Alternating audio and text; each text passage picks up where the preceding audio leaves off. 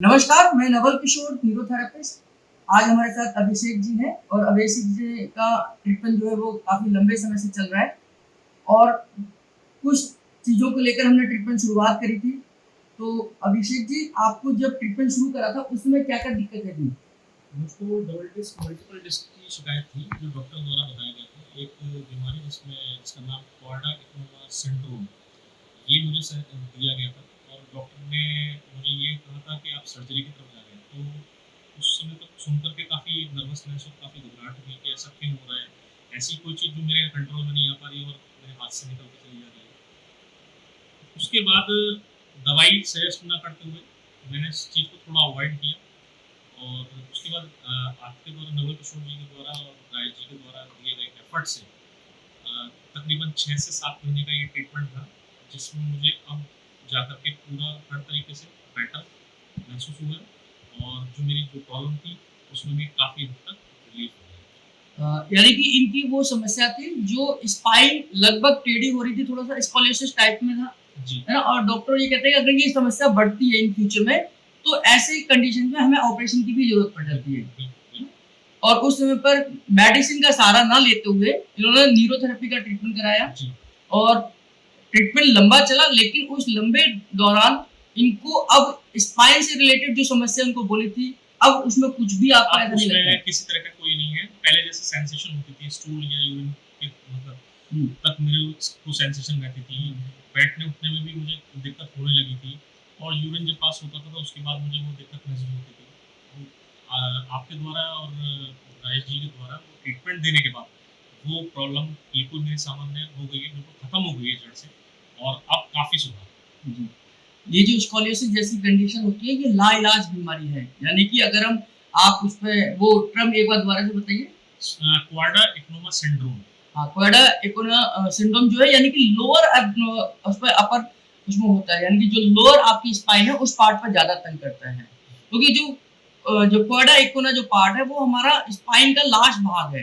तो वहाँ पर आपको यूरिन से रिलेटेड या मोशन से रिलेटेड सेंसेशंस में भी प्रॉब्लम आती है। और आपका लोअर पार्ट जो है, जहाँ बटक्स है, वो एरिया शून्य होना भी शुरू हो जाता है इस कंडीशन में, है ना? तो वो सारी चीज़ें इनको सिम्पटम्स के तौर पर आ रही थी और डॉक्टर उस कंडीशन में, अगर ये सीवियर कंडीशन में जाते तो फिर ऑपरेशन ही करते इनका। तो उससे बच गए हैं, ऑपरेशन की कोई ज़रूरत नहीं है और अब ये बिना किसी मेडिसिन के ये यहाँ पर अब बिल्कुल ठीक है और नॉर्मल अपना लाइफ़स्टाइल जी रहे हैं। बिल्कुल। तो और उसके अलावा भी कुछ चीज़ें आपकी ठीक हुई? उसके अलावा थोड़ा-सा उस टाइम पे जब मैंने ट्रीटमेंट शुरू किया था, उससे पहले मुझे गैस्ट्रिक और एसिडिटी के काफ़ी इश्यूज़ थे।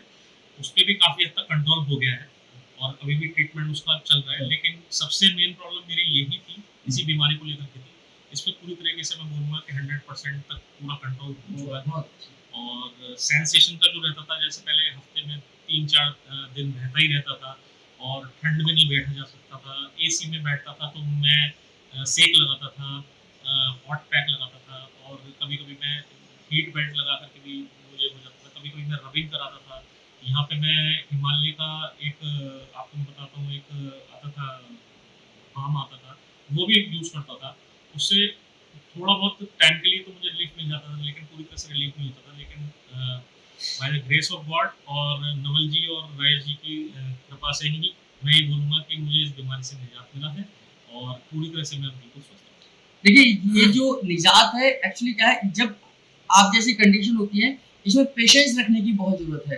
क्योंकि पेशेंट अगर पेशेंस ना रखे, तो वो सोचे कि मुझे 1-2 दिन में फ़र्क आ जाए, तो ऐसा पॉसिबल नहीं है। हाँ, 1 दिन में तो फ़र्क नहीं आएगा, लेकिन लगातार जब हम ट्रीटमेंट लेते हैं, तो 1 दिन ज़रूर आ जाता है। और आपके सर्वाइकल में भी कुछ फ़र्क आया? जी, सर्वाइकल में मेरा पहले हफ्ते में ही फ़र्क आ गया था, क्योंकि सर्वाइकल मेरा इतने ग्रेड का नहीं था। तो राजेश जी के द्वारा दी गई थेरेपी में 1 हफ्ते में ही हाँ, जो थोड़ा-सा आपका ऊपर का भाग उठा हुआ था। ऊपर का भाग उठा हुआ था और टी बोन यहाँ पे जो बताया गया था, वो थोड़ा-सा उठा हुआ था, तो वो भी बिल्कुल नॉर्मल हो चुका है।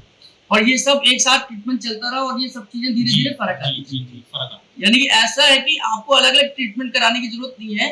आप एक ही ट्रीटमेंट करा रहे हैं, तो आपकी बॉडी का ट्रीटमेंट हो रहा है। तो बॉडी में आपको बैक में पेन है, सर्वाइकल है, गैस है, एसिडिटी है, तो इन सब चीज़ों को साथ में ट्रीटमेंट चलता रहता है। जी।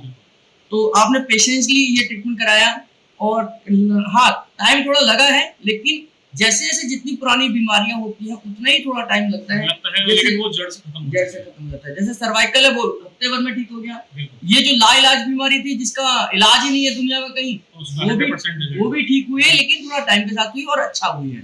तो अगर आप लोग भी इस तरह की किसी बीमारी से पीड़ित हैं तो मैं अभिषेक जी का एक उदाहरण है आप सबके सामने कि बिना मेडिसिन के भी हम ठीक हो सकते हैं, बिना ऑपरेशन के हो सकते हैं। तो हम क्यों अपनी बॉडी के साथ छेड़छाड़ कराएं, क्यों हम सर्जरी की तरफ जाएं। हम अपने नजदीकी न्यूरोथेरेपिस्ट से मिले, आपके नजदीक में भी कोई ना कोई सेंटर जरूर होगा। और आप दिल्ली एनसीआर में रहते हैं तो #नवल सर अगर आप गूगल पर डालेंगे तो हमारे क्लिनिक की एड्रेस पूरा मिल जाएगा, आपको हमारी जानकारी मिल जाएगी। हमसे अपने साथ कंसल्ट करा सकते हैं, एक बार मिलिए, अपनी बीमारी के बारे में पता करिए। जैसे अभिषेक जी ठीक हुए आप भी ठीक हो सकते हैं। धन्यवाद।